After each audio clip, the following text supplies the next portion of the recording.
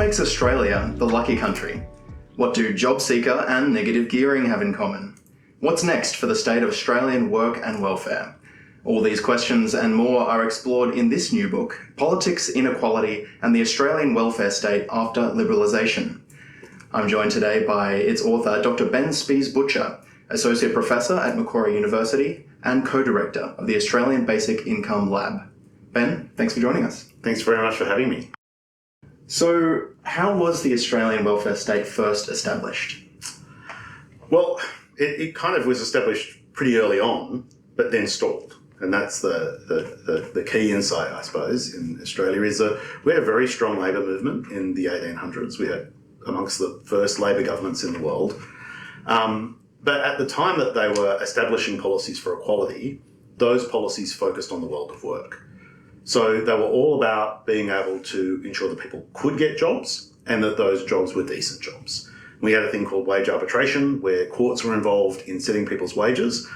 And one of the key principles in that from pretty early on was that wages should be enough to live a decent life. So that's not just a principle around productivity, it's also a principle about adequacy. And that held through right till this period of liberalisation. Arguably still is one of the main features of the Australian welfare state. But then the other things that you might associate with other countries, that they got, socialised healthcare and education and housing. We got little bits of all of those things, but we tended to get them later and we tended to get less of them than in many European countries. And what do you call hybrid welfare? So when I'm talking about this process of liberalisation, which is, applying market principles, competition through the welfare state, through labour markets, capital markets and stuff like that. That process, I argue, opened up these new spaces where either market reformers or social democrats had incentives to try and frame their policies in two different ways, as public and as private simultaneously. Now, sometimes that was to ensure that the state could continue to give help to particularly reasonably well-off people and to the business sector without it looking like the government was helping them.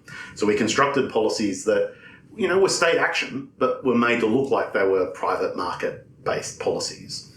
That's most of what I think liberalisation really was. But over time, through the pushback from social movements, through the contradictions in that system, we had some other policies that did kind of the opposite. That is that they constructed policies that had social principles as if they also looked like market principles. And the reason they did that was to avoid what I call a fiscal constraint. That is that the government's not allowed to increase taxes, it's not allowed to increase debt, it's not allowed to increase social spending. That was a key part of market reform era. And so in order to be able to do things that did address inequality, that did address social problems, governments were hamstrung. They were constantly limited. So being able to present things as if they were really not an expansion of state power often allowed the government to do more. These hybrid policies aren't exactly what you call traditional social democracy, and often they're not as egalitarian as traditional social democracy. But I suggest that we need some new concepts, new ways of thinking to work out what works and what doesn't, what's egalitarian, what isn't, what's competitive, what isn't, because a lot of the policies we've had deliberately subvert the categories we use to try and understand how the welfare state works. So before hybrid welfare became common, what were some of the examples of visible and hidden welfare? Yeah, and you're also right that this hybridity thesis is something that gradually evolves. It doesn't, it's always there a little bit in the history of the Australian welfare state. But when we think about visible welfare, we're thinking about things that everyone thinks of as welfare. So if you get an unemployment benefit, if you go to Medicare, if you get the public pension, these are visible forms, very obviously public. But we also had a whole series of government policies that encouraged people to use private forms of social welfare. So for a long period of time, we had tax deductions for private health insurance, for example. Even before superannuation, we had tax deductions for private pension schemes. And when you think about those, you go, they're actually not that different from public spending.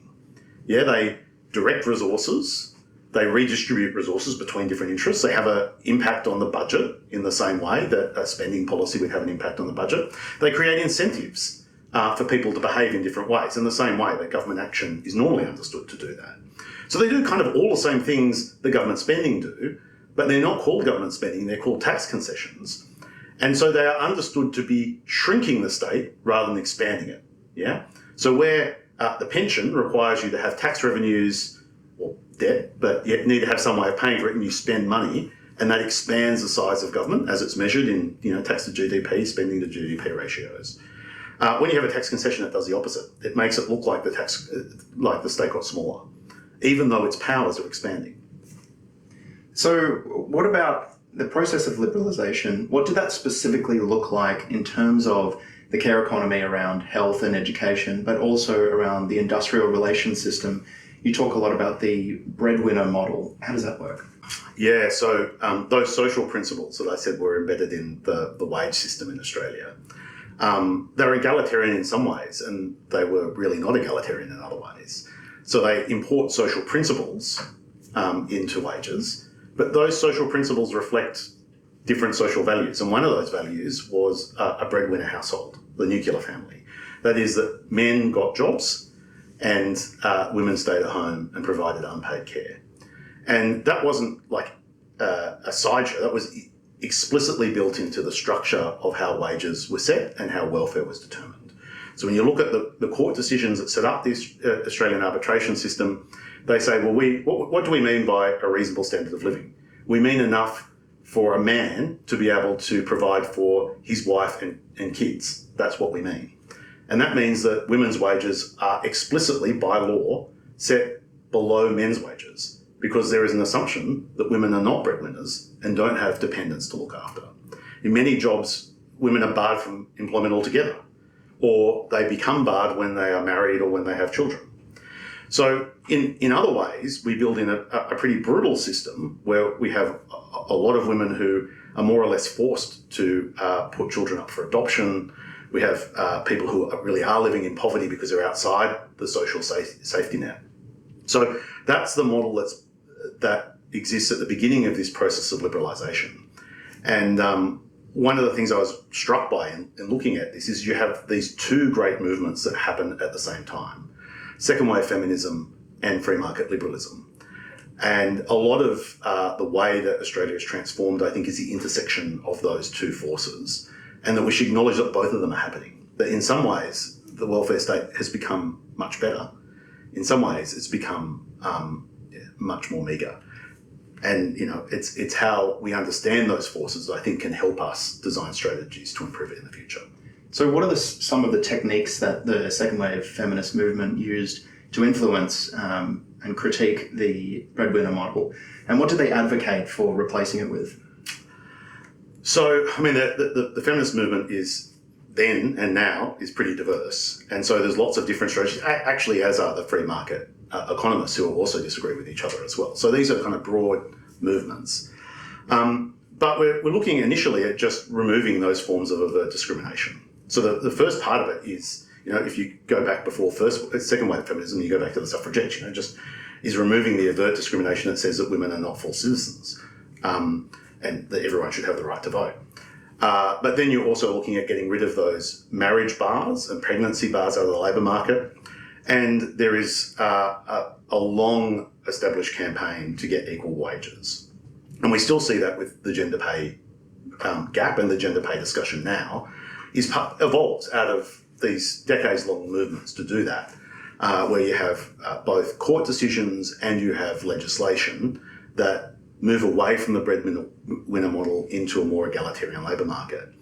Ideally, that's a labour market where everyone has the same kinds of choices, and that just removing those legal discriminations doesn't do that, obviously. You also need to address the structural discrimination in the roles that men and women play in the economy, and particularly the way that care labour is organised. So one of the things that happens between, say, the 1960s and now is that it's not that we suddenly started to have a care economy or that care suddenly got invented. Obviously, people were caring for each other the whole way through, right? But most of care labour is unpaid, and from the point of view of economics, from the point of view of the budget, invisible. Basically doesn't exist, right? There's this other world of social reproduction that's taking place. And so a lot of the efforts of feminism are to make that world visible, to make it democratic, and to make it more egalitarian. And in doing that, also break down those gender roles so that care becomes everybody's business and everyone's work, and paid labour becomes everyone's business and everyone's work. And increasingly, I think one of the points of the book is that paid labour and care labour are increasingly the same labour, but in interesting hybrid kinds of ways. So what about the process of financialisation, particularly looking around superannuation and higher education? Yeah, so I think that you might say the cutting edge of the process of liberalisation is this process of advancing the logics of finance. So when I'm talking about financialisation, it's a term that is used to mean different things, I think. That's what I mean by it. So it's not just an expansion of banks or of the role of credit and debt, although it is those things. It's an expansion of the way that we think about life, we think about policy in terms of those financial risk relations and asset and debt relations. So a core part of that fiscal pressure on the state, of keeping the state in its box so that it couldn't expand to meet social needs and social demands, was something called generational accounting. And this is a sort of financialisation of the way we think about the state. So instead of thinking about the state as what it does this year, which is kind of what budget deficits and surpluses are, right? They're how much money do we get this year? How much money do we spend this year? They don't actually look like corporate books very much. When you think about, like, corporate books are all about net present value. No one really talks about the state's net present value. You don't trade the state, right? It's not on a state doesn't go bankrupt. So we think about the state in this money coming in and out.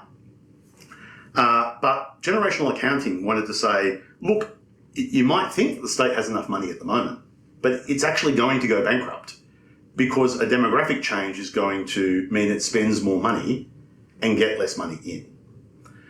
And that was pitched as a claim of generational equality. So we want to protect future generations from having all of this debt. I argue in the book that it is actually at the heart of causing most of the intergenerational inequalities, far from solving them. But really what it says is, look, the biggest parts of the budget of government social spending are healthcare and pensions. Both predominantly go to older people. We've got an ageing population. That means we're going to spend more money in those areas. An ageing population means less people of workforce age. That means we'll have less workers who are paying tax, and that's going to create this inequality. And if we don't do something about it now, we're going to leave our kids with an unworkable situation with lots of public debt. Now, you might go, actually, there's another solution. They could just raise taxes. That would solve the whole thing and it magically goes away. But generational accounting is premised on not doing that. Like, it's an explicit assumption in the model. So this is not a neutral form of just tracking things. This is an explicit attempt to shrink the state and make this and put some boundaries around it so that it can't expand. And those logics inform, certainly globally, much more actually than in Australia, they inform a lot of the privatisation of pension schemes. And we still have in Australia some debates about the liabilities which are on public books for workers that used to be on the old superannuation schemes before the new market-based ones. So we had a shift that was imagining all of this as a market. Now, in Australia, they were actually less influential in changing the logic because we already kind of had some of those logics. In particular, we had it around home ownership. And Australia developed, at the time, a relatively unique model of home ownership, which was strangely privatised and strangely egalitarian. And you can kind of see this when I talk about hybridity. It's not a purely Australian phenomenon at all, but I think Australia is a kind of leading example of it because it had developed ways of dealing with inequality, which were in the labour market and in the capital market, rather than through tax and spend policies directly. And so the ones in the capital market were all about helping people get their first home.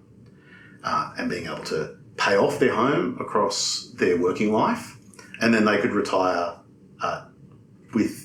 without any real housing costs. Yeah? Our pension system is entirely designed around that. So we have a flat rate pension, which by international standards is pretty stingy.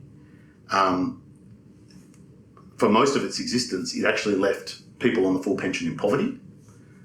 But it wasn't as bad as it first appeared, still not great, but it wasn't as bad as it first appeared when you realise that pensioners in Australia almost were all homeowners, all were in social housing, almost none of them were in the private rental market.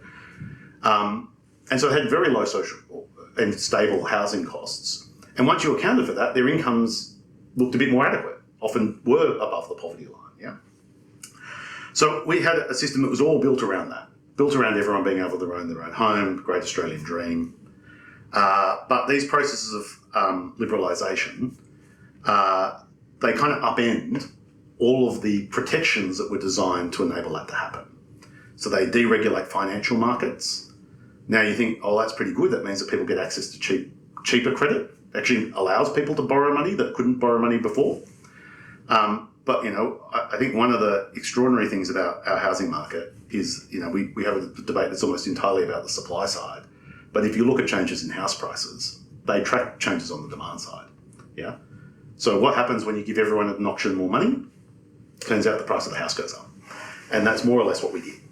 So we've massively expanded the amount of credit that's available for people. And then you go, okay, so you need to borrow lots of money. You need to have at least some security. So you need to have a deposit or you need to have some capital. So who gets access to most of this new windfall money? Turns out that it's not actually first home buyers. It's people who already own homes. They're much better positioned to be able to borrow heaps of money and buy new houses. And so you do have this shift, this structural shift away from younger people entering home ownership towards investors being able to buy multiple properties.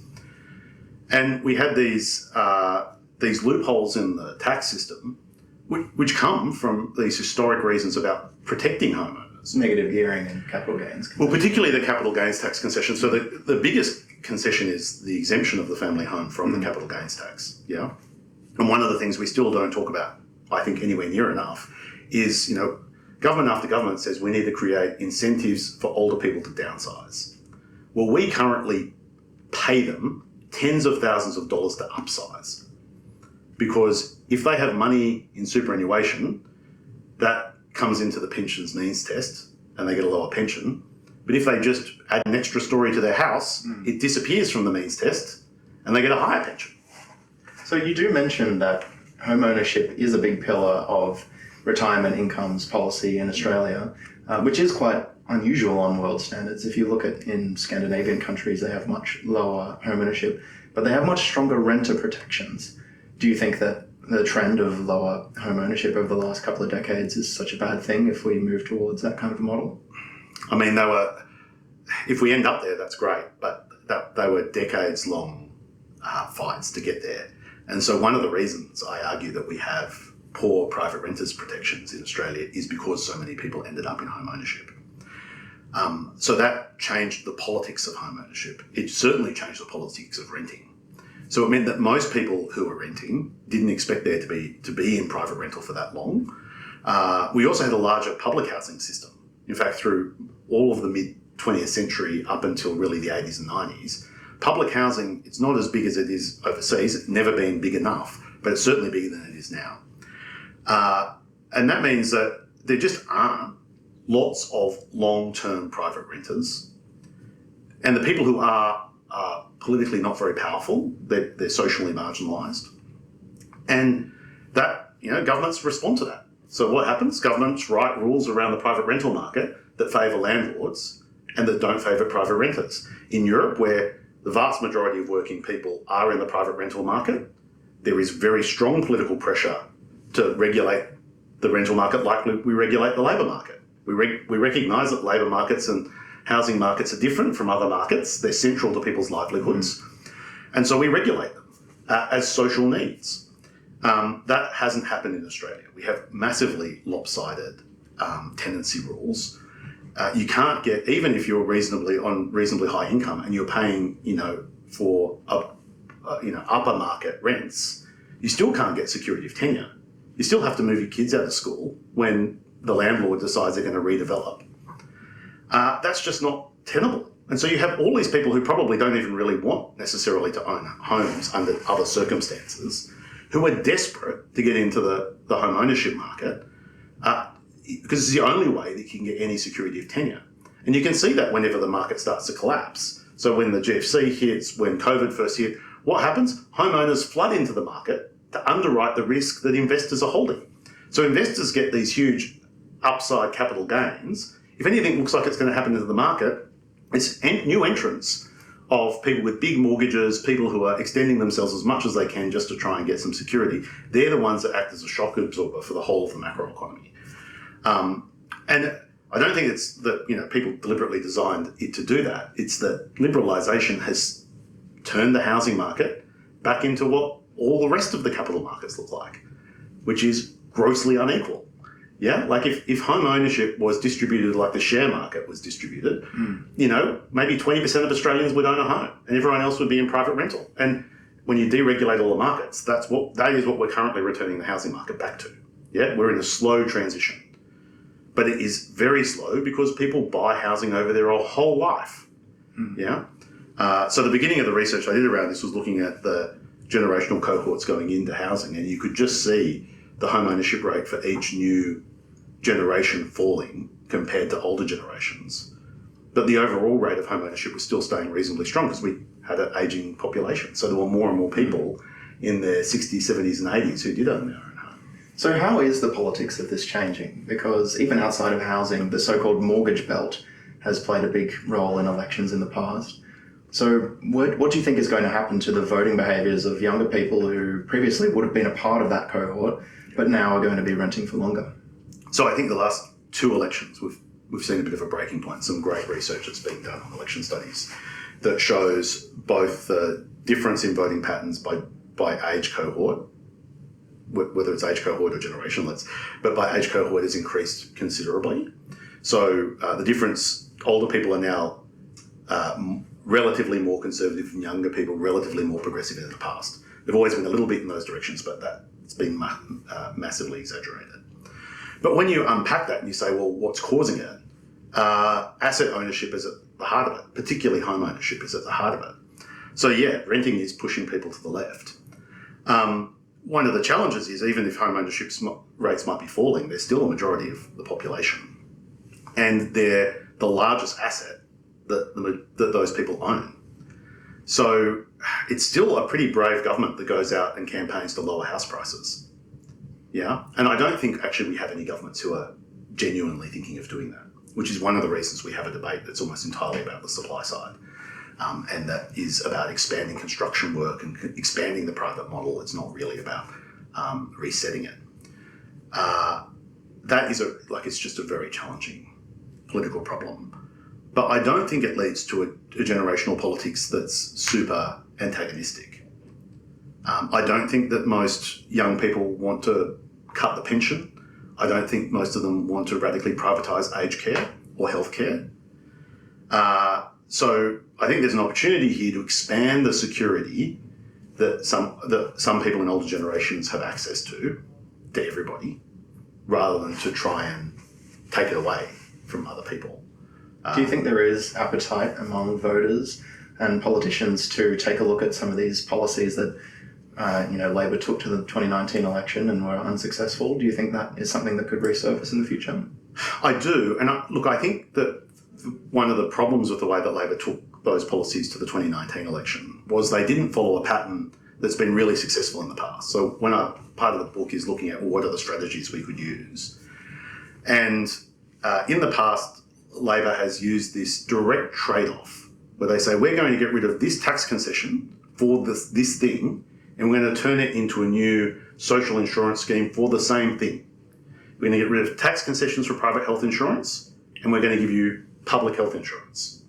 We're going to get rid of tax concessions for the dependent spouse, which is for stay-at-home wives in an era of the heteronormative breadwinner family, and we're going to create family payments and childcare. Yeah. So there was a direct very direct politics that said we're going to take this private hidden system and make it a visible public system. But that isn't what happened in 2019. In 2019, what happened was there are these tax concessions, we're going to get rid of them, create a big pile of money, and then we're just going to spend money on stuff. And the totals will add up, but they're not really about the same thing at all. I think that was much more open to a scare campaign. And I do think if, there's a big opportunity to reform capital gains tax and negative gearing. But I think to the extent that we can directly tie those funds into solving the housing crisis, we are much, much more likely to see action that's actually successful. So what are some of the policies that you would say would be ideal to convert these tax concessions into? So, I actually think one of the things with the, particularly the own home stuff around the capital gains tax exemption and the pensions needs test is we should be universalising the pension. That's actually much, much more politically viable than means testing the family home, right? Like governments will lose elections on means testing the family home. But if everyone gets a pension, there isn't a means test. So you've taken the home out of the means test, right? You've got rid of that problem. And certainly the tax concessions around superannuation, I think, really lend themselves to that because they're so geared to people at the upper end that universalising the pension and getting rid of the superannuation tax concessions would still be egalitarian, even though the new beneficiaries from the pension are relatively high income retirees, right? So I think that will also help the housing problem. But we need to have a massive expansion of social and affordable housing. And that means direct investment by governments. And I think it also means governments playing more of the role across the whole of the supply chain. That is, if you go back to the 1950s where home ownership is skyrocketing, governments weren't just involved in the planning system. They did almost all of the financing. They owned banks and they financed stuff publicly. They did the construction. And they also managed the sale of much of even private estates. Yeah. The experience in London, where there has been a big shift back towards an expansion of social housing, has been that when councils, who are the people who do that in the UK, when they start to get back into this game, the more that they control that process directly, the more they just find all of this money that comes from reasonably inflated profit margins, which are very hard to trace or control when they're all done by private actors. But when you have them insourced, you know how much things cost. You can direct things to the greatest priority needs. It's much easier to be in charge of these systems. Like, after all, housing is a pretty direct need. We have great demographic data. We know where people are. We know how many people are coming in. We know the kinds of houses that people like. We know where people like to live. By all means, let's have more density in the inner city. But government should be absolutely in charge of that process. It's almost an archetype of the kind of market that works well when it's planned because, the actual needs of people are pretty stable. Do you think all social security payments should be universal or just the pension? Look, ideally, obviously I'm involved in doing stuff around basic income and part of the Basic Income Lab. What I think is most helpful for that conversation are the questions that it asks. So, should payments be adequate? Should they be unconditional, at least in the sense of activity tests and other kinds of things like that? So there should be those things. Now, does that mean that all the payments become a basic income? Maybe, maybe not. I'm pretty ambivalent about that. But I do certainly think that we need to take the conditionality out of our current system. And as you start to universalise it, as more people get access to payments, the political constituency in favour of those payments becomes stronger and they defend it more effectively. Pensions and family payments have been defended much more effectively than the other payments have. And we want to ground them in universal identities, in basic social needs. That's one of the big lessons I learned, that the successful campaigns did that political work, and then they did this other economic work of how the model works to make the numbers all add up. But the first thing they did was they won a political fight about social needs. Everyone should have access to a doctor when they're sick. Everyone should be able to go to the hospital. People should have the right to go to university if they want to. And people should have the right not to live in poverty. And if you establish that as a basic need, then I think you end up with something that is a variant of basic income as a way of solving the problem. But the real political work, I don't think, is in the model. It's in saying that we should eliminate poverty. So who are the political constituencies that you think could be mobilised around these kinds of issues? So, I mean, I am a little bit hopeful in a slow sense. You know, these things are all a bit glacial in the way they move. But you look at who has won these fights. I mentioned before that I think feminists were key to many of those movements.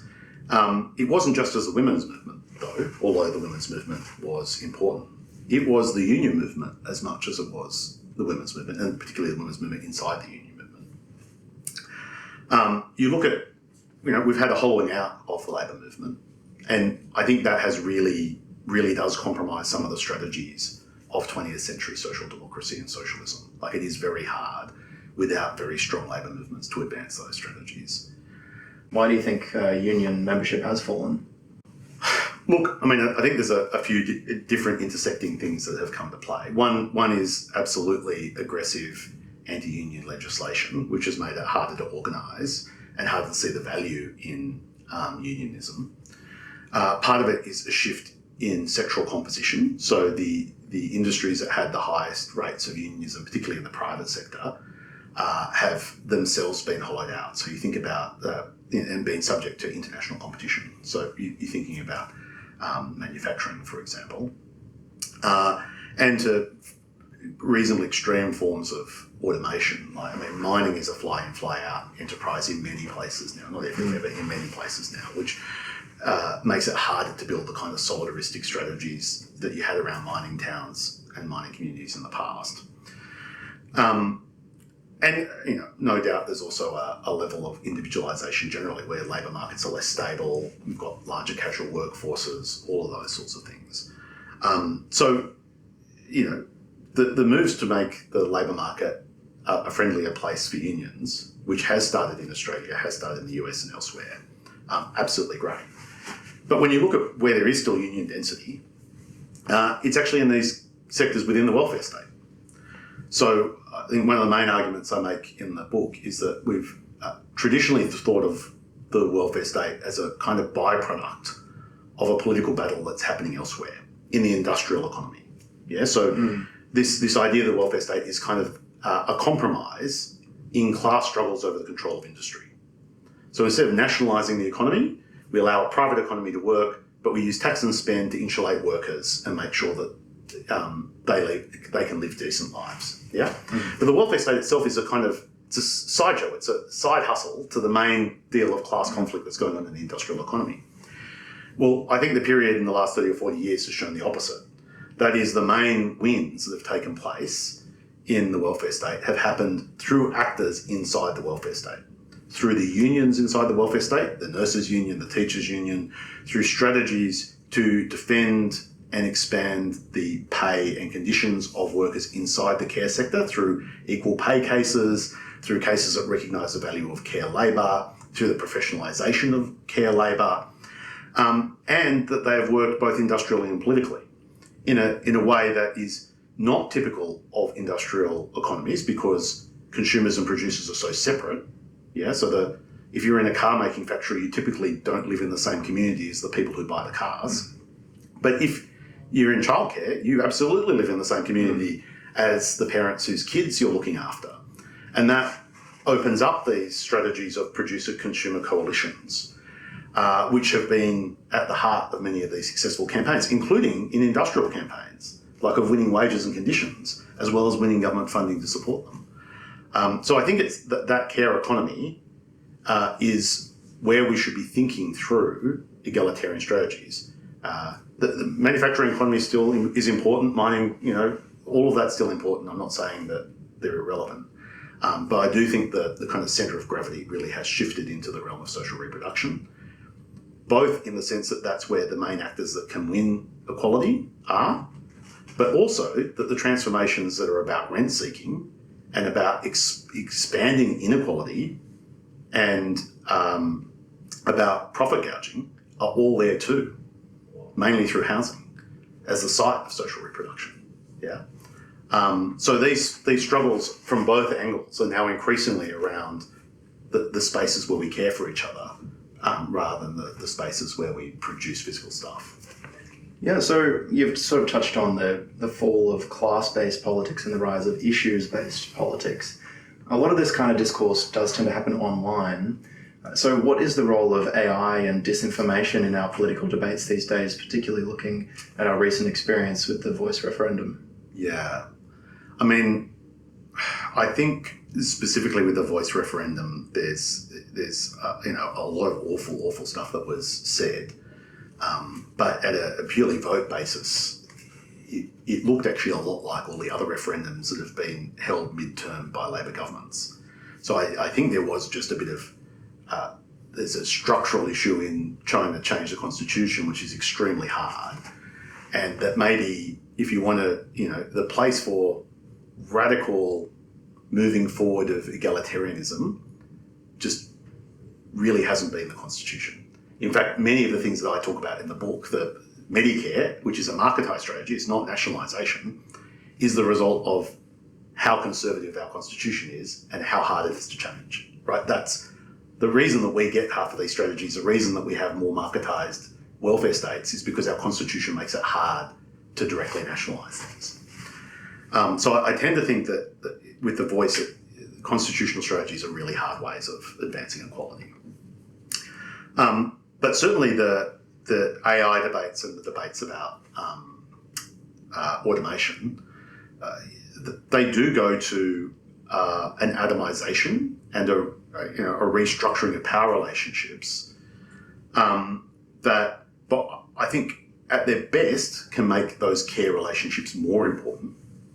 I mean, when you look at patterns of change in the workforce, it's not like automation has reduced how much paid work people do. Yeah, Australians on average now work more than they did 30 or 40 years ago. We have a massive entry of women into the workforce.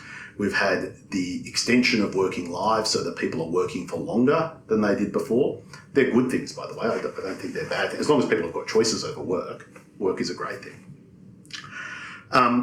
But we've had an expansion of some sectors and a contraction of others. And that's part of the story I'm telling. So if you look at the service transition, the post-Fordism, it's not actually service industries per se that have been expanding. So there is a bit of expansion around professional technical jobs. That's real. But most of the service industries have not been expanding. There is one form of service industry that has been rapidly expanding, and that's the care industries.